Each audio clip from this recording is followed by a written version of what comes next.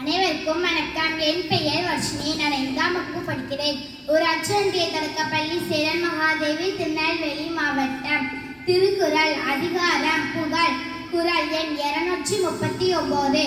குறள்: வசையிலா வன்பயன் கொஞ்சும், இசையிலா யாக்கை பொறுத்த நிலம். விளக்கம்: புகழ் இல்லாத உடம்பை சுமந்த பூமி தன் வளமிக்க விளைச்சலில் குறைவுபடும். நன்றி.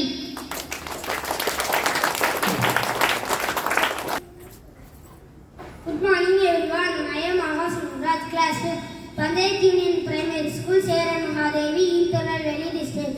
I am going to talk about excavation. Excavation is a controlled exploration of what lies under the surface of the earth. The process of digging the ground is called excavation. Thank you.